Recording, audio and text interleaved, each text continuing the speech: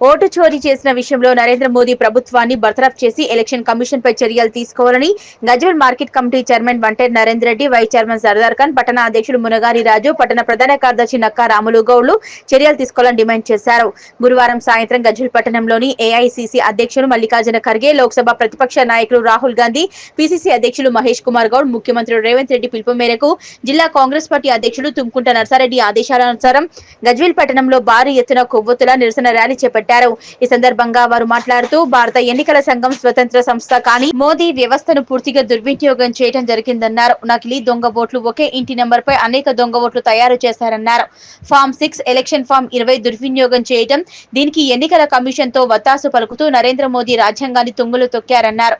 మరి ముఖ్యంగా దొంగ ఓట్ల విషయమై మెదక్ పార్లమెంట్ సభ్యులు రఘునందన్ రావు కూడా ఎన్నికల కమిషన్ సంగతి గుర్తు చేస్తున్నామన్నారు. ఓటు చోరీ మన రాహుల్ గాంధీ గారు గుర్తించి ఓటు చోరైన విషయంలో ప్రతి కాన్స్టిట్యున్సీ కేంద్రంలో, జిల్లా కేంద్రంలో ఈ కొవ్వొత్తి ర్యాలీ నిర్వహించడం మన ఏఐసిసి పిలుపు మేరకు మన పిసిసి మహేష్ కుమార్ గౌడ్ గారి ఆదేశాల మేరకు, మన డిసిసి అధ్యక్షులు నర్సారెడ్డి గారి ఆదేశాల మేరకు ఈరోజు ఈ కొవ్వొత్తుల ర్యాలీ నిర్వహించడం ముఖ్య కారణం ఓటు చోరీలో ముఖ్యంగా బీహార్లో కానీ ఉత్తరప్రదేశ్లో కానీ ప్రతి దగ్గర ఓటులు ఈసీతోని కుమ్ముకై ఓటు చోరీ చేసి అని నిరూపణ జరగడం జరిగింది. నిరూపణలో భాగంగా ఈరోజే రాహుల్ గాంధీ గారు ప్రకటించడం జరిగింది. ఎందుకంటే నిన్న మొన్న 45 సీట్లు ఈ అఖిలపక్షం మన పార్టీ కూటమి ఇండియా కూటమి ఓడిపోవడం జరిగింది. వీళ్ళు ఓటు చోరీ చేయడం జరిగిన ఓటు చోరీ చేయకుండా స్వచ్ఛందంగా మంచిగా అందరికీ ఓటకు కల్పిస్తేందుకు అందరూ స్వతంత్రంగా ఓటకు వేయాలి. ఈ సందర్భంగా గుర్తు చేస్తూ అందరూ మన ఓటకును వినియోగించుకొని ఇలాంటి ఓటు చోరీ జరగకుండా చూసేందుకు అందరూ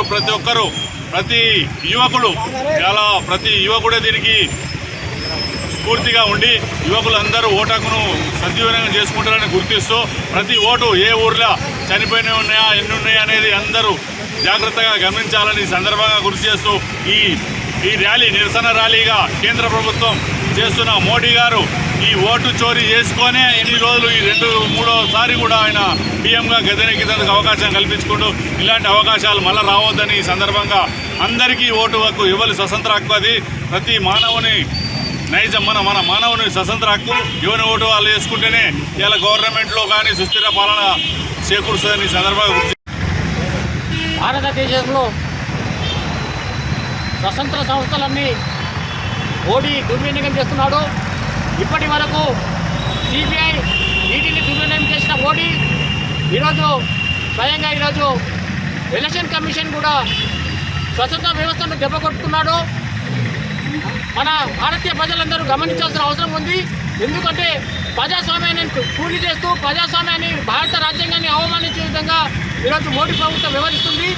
ఒకే ఒక నియోజకవర్గంలో సుమారు 1,00,000 ఓట్లు దొంగ ఓట్లు కానివ్వండి, డూప్లికేట్ ఓట్లతో తయారు చేసిన మోడీ ఈరోజు భారతదేశ వ్యాప్తంగా ఆయన ఒక ప్రజానాయకుడు కాడు, దొంగల నాయకుడు.